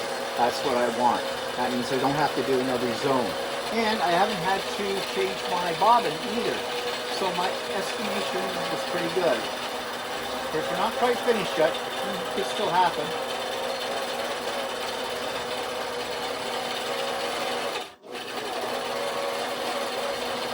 And I'm just taking my fingers and just massaging the fabric a little bit, just to make sure I don't get a pucker.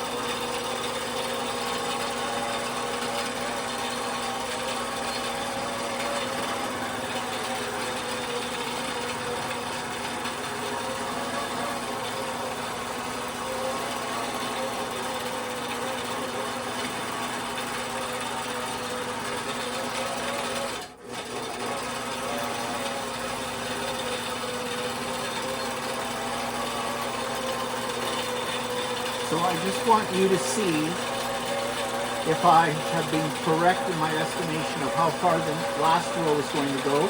I think the last row will probably end up just maybe an inch below here, which is fine and dandy.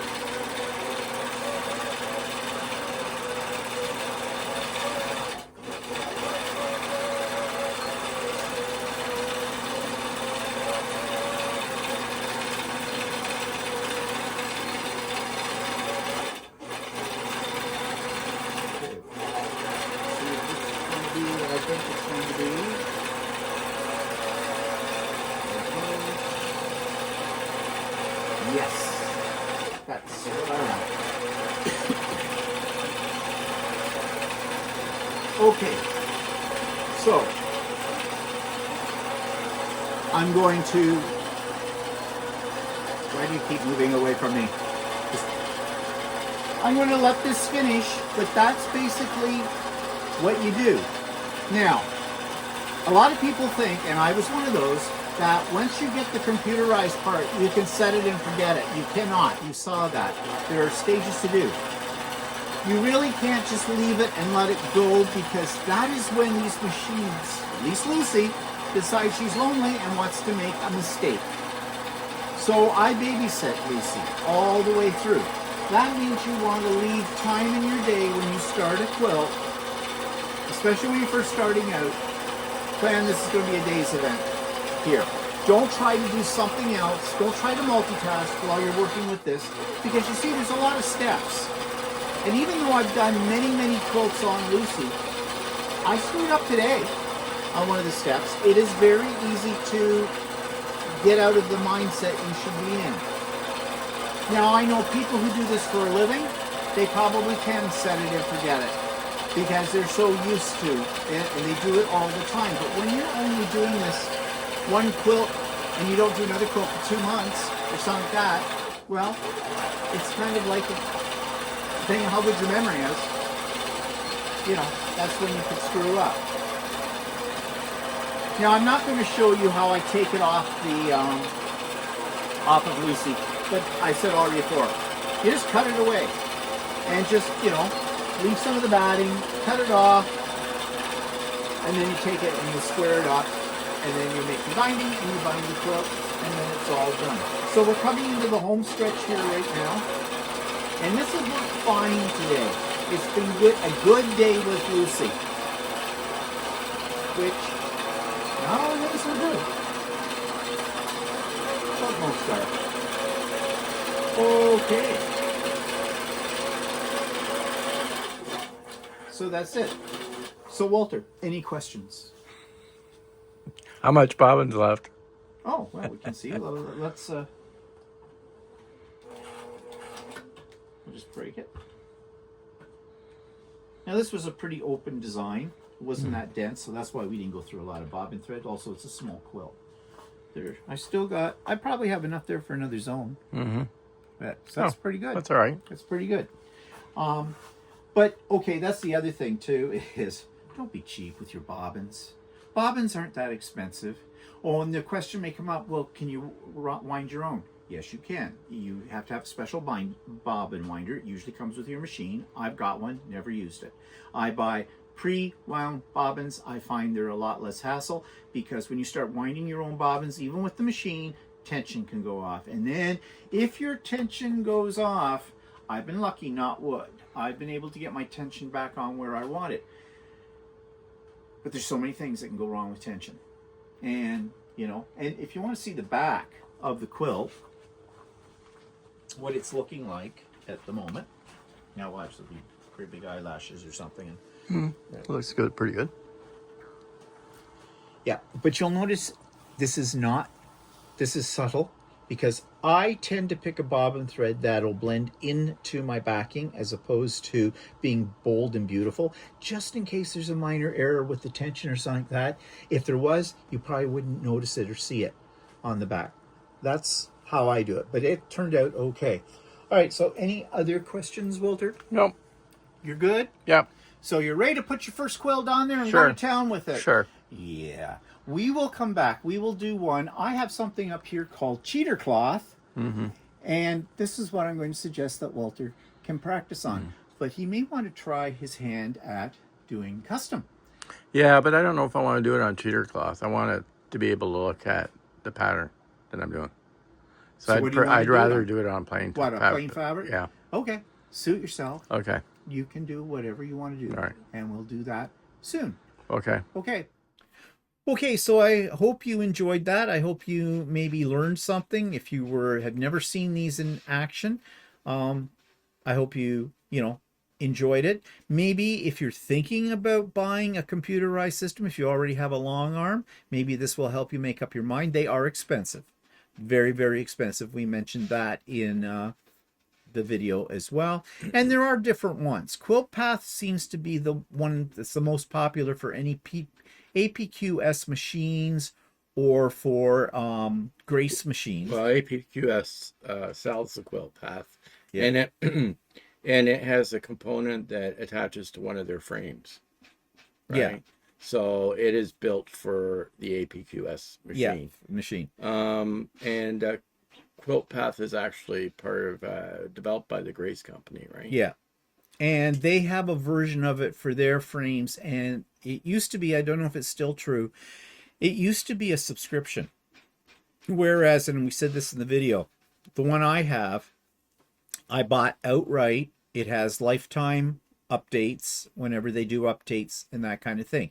And yes, it's more expensive initially for the outlay than doing it month by month or a yearly subscription.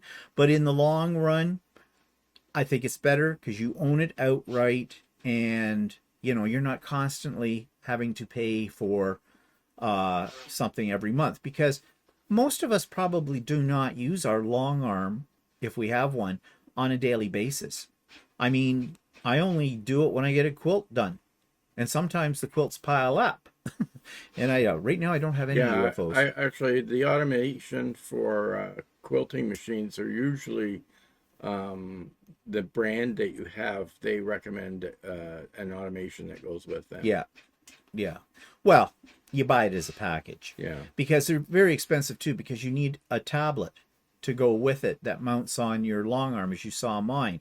that tablet, that APQS that came with the APQS system, the Quilt Path, is a Windows Surface tablet.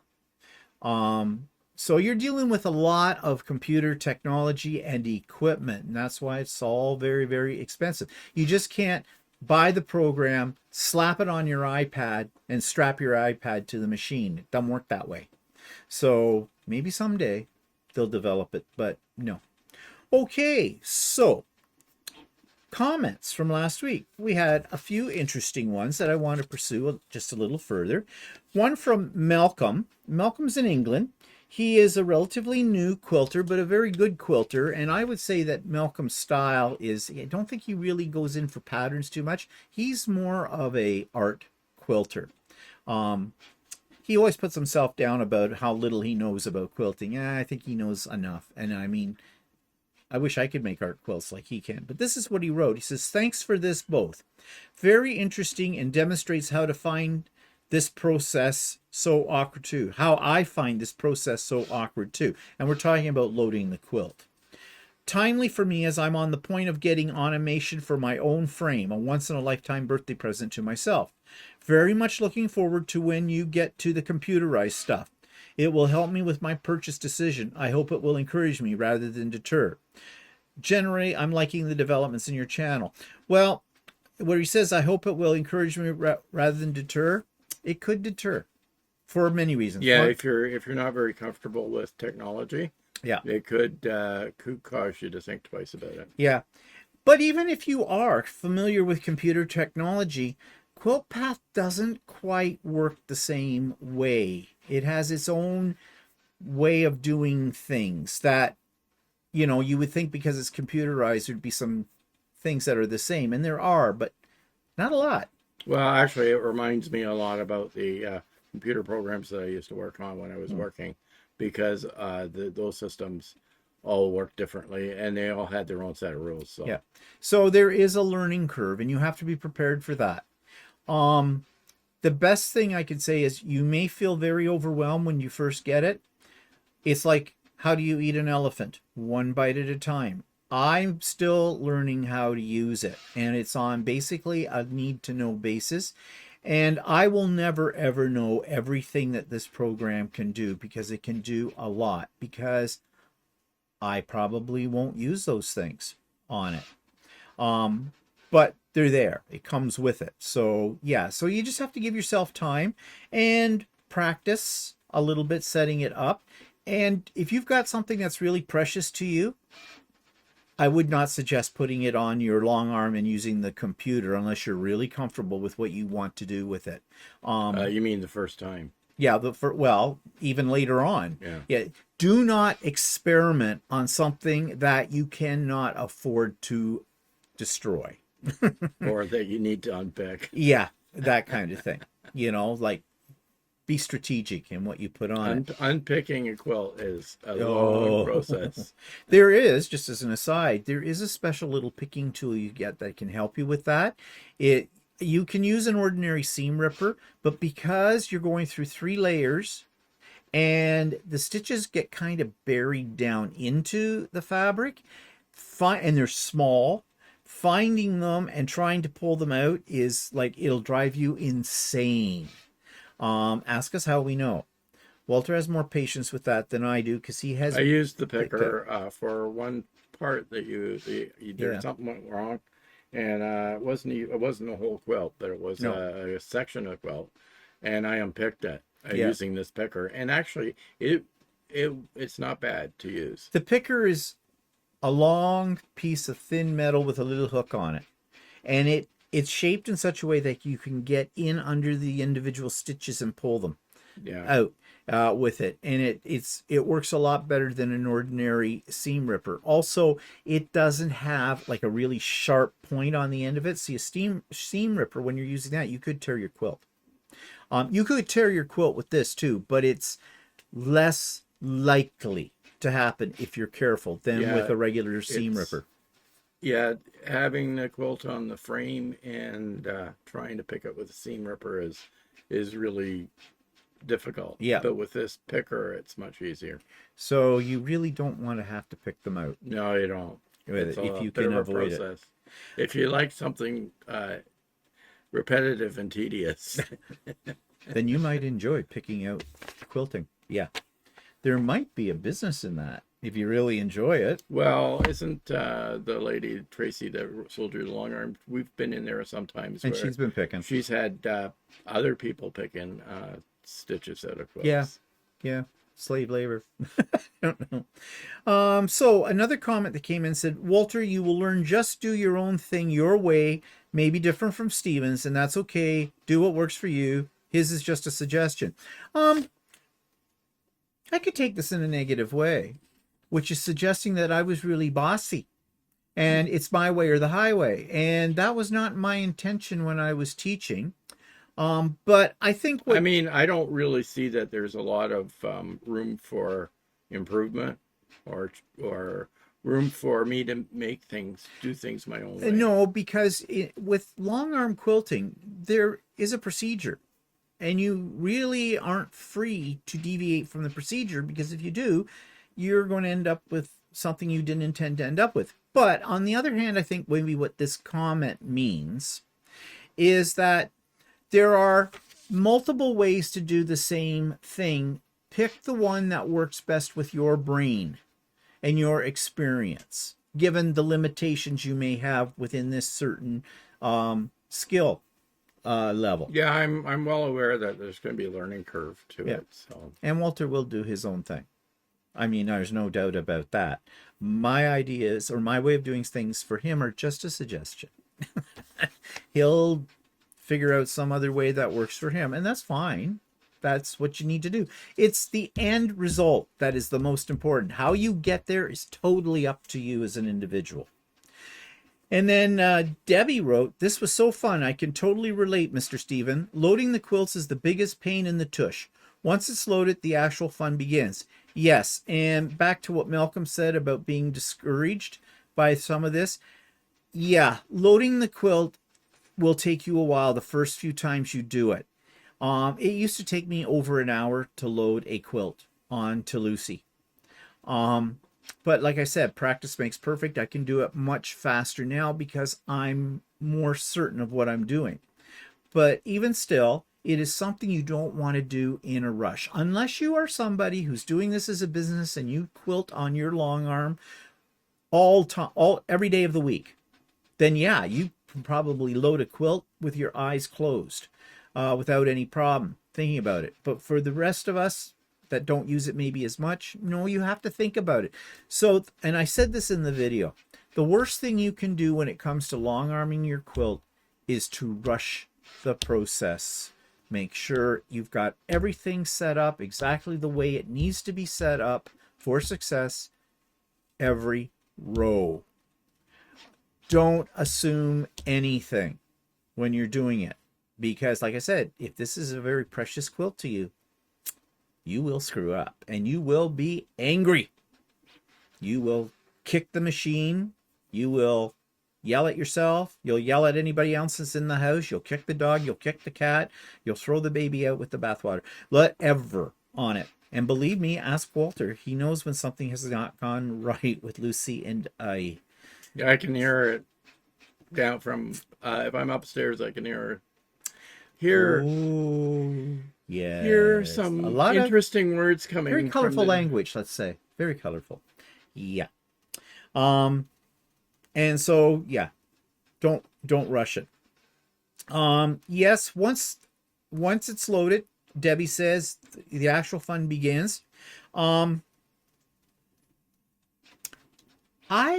don't find long arm quilting fun. In fact,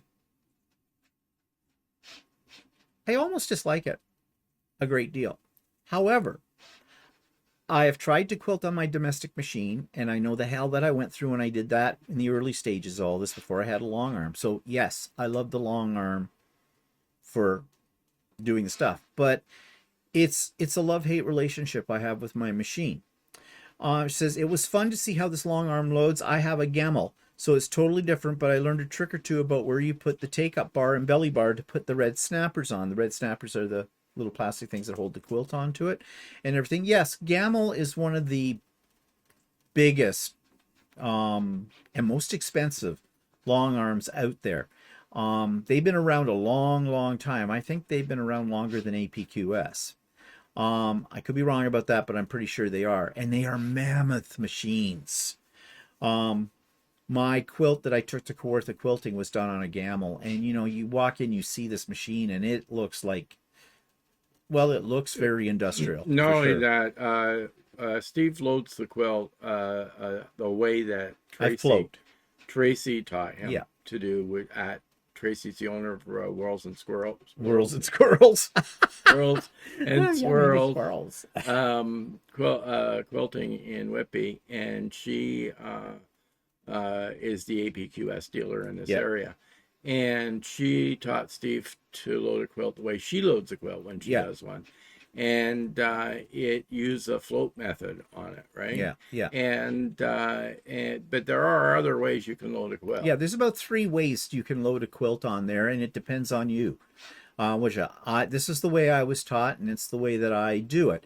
But that means one of the bars, there are really 3 bars. There's a take-up one, a winding, I don't know what they call it. Well, there's the belly bar, which is where, you know, what you saw us when we were down on the lower part. And then there's the take-up bar, which is the one at the top. But there's a 3rd bar that I have never, ever used. And that is actually to mount, I think 1 bar is for the bottom fabric and possibly the batting, but then you use this other bar. I don't even know there's how another to do way it. to load the quilt using the other bar, and we don't do that. No. So we've only ever loaded the quilt the way we were taught how to. By the way Tracy did. And Tracy said she didn't like using that other bar, so she's done it. She says this is the way that she found she liked best, and it was the easiest for loading. So yeah. So we went with Tracy because she's the expert as far as we're concerned. So she never steered us wrong before, and she hasn't yet, so I believe her. And Debbie L says, I was reaching across the front and snapping those things on the table. Oh.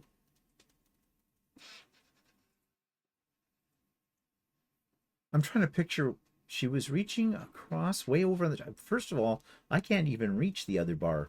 At the time. And then she must have been laying it on the table to press down for the pressure.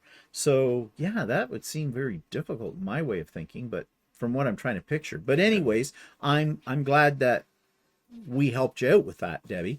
And she says, I can't wait to try your way. Mr. Walter, you did great. And Mr. Steve, you did a great job explaining each step. I know for me, I was intimidated for months and months when I first got mine. It gets easier along the way. Yeah. It is true, as I've already said. The more you use it, the more, you know, comfortable you get with it. But it is a steep learning curve at the beginning. And there are some times I have to be in the mood to set her up. Once I get going, I'm okay. But it hangs over my head like, I need to quilt that. I just want a piece. So that's why I'm hoping Walter will learn it and love it and get good at it. And then I'll say, here, I got this one down here. Put it on. Quilt it. Away you go. And then Grace says, Walter, the setup is broader than your sewing machine and use our abilities. I have no idea what that comment means. That's how it's written. Walter, the setup is broader than your sewing machine and use our abilities.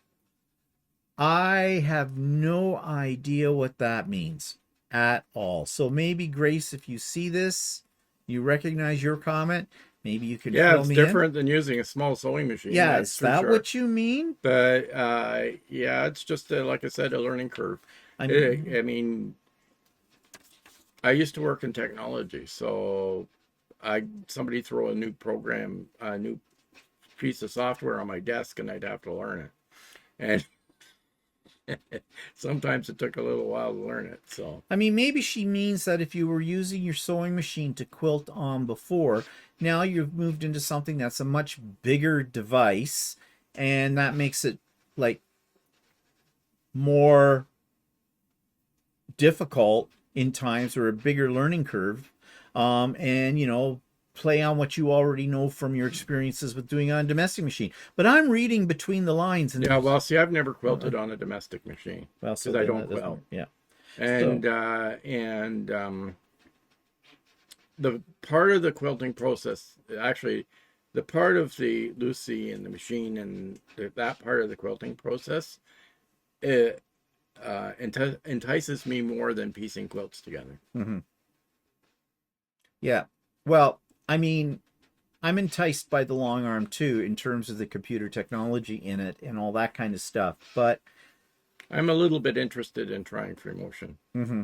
Yeah, I know. I am not. I've tried. I know it'll be frustrating at first because I want it to be perfect right away. Mm-hmm. But I think I need to play around a bit. Yep, you definitely do. I played around with free motion. Don't enjoy it. Nope. I've played around with free motion on my domestic machine too. Don't enjoy it.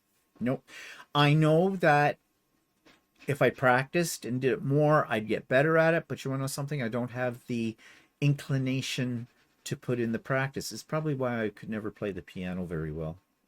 And even though I took 8 years of Royal Conservatory training, but it's because I hated practicing. I absolutely hated practicing. Similar thing here. I want immediate results. And if I can get something that'll do it for me and give me the results I want, then I am not afraid to let it use it, or somebody else too, in that case. Okay, so just before we go, if you have ideas for future videos, things you would like to see us do, process videos, things like that, please put them in the comment section below or send them to me directly to my email address, and we will consider it and see what we can do. Any final comments about this? Nope. So next week sometime you're going to get on there and we're going to load some fabric on there and you're going to play with Lucey for a couple of hours doing free motion. I'll just leave you alone with her and see what you can come up with. No pressure. Much. Just get on with it. Okay. So tune in. Remember tomorrow, well, the time of recording this, we're recording this on the Friday. On the Saturday, February the 21st, doors open at 8 a.m. Eastern time for Pop-Up Sew Day. And it's come and go as you please. Work on whatever you want. And are live on Sunday afternoon starting at 4 p.m. Eastern. But I have something else special next week I'm going to try because you have asked for it. You know that I have changed Stephen's vlog to Monday morning coffee with Stephen. Well, there have been several people say they really think this would be great as a live. So I'm going to try it. I've put out a short about that, or I haven't put out the short yet, or may have put out the short. No, I don't think I've put out a short yet about it, but I have. If you go into my channel, you will see under the live section that there is one. It's posted when it's going to happen. It's 8 o'clock in the morning Eastern time. I know that's very early for some of you out in the West Coast, but anyways, we'll see. I'm not expecting a whole ton of people, and if you can't make the live, it's going to be rebroadcast anyways. So, but we'll just see how this works out. I wouldn't do every one as a live, but maybe once a month or something. If this one, we'll see how it works out. But you requested it. No one can say I didn't give it a shot. Okay, I didn't poo-poo it immediately. Well, I did actually, then I thought better of it. But anyways, that's enough of me. Okay, anything else? Nope. No, I don't think so. You're done? Yeah. Okay, we are done. So, we'll see you later. Yep. Bye, everybody. Bye-bye. Hi, I'm just going to interrupt my program for just 1 second to remind you to like the video, to subscribe to the channel, and hit the bell for future notifications. That's all I ask of you. Show me a little love. Thanks.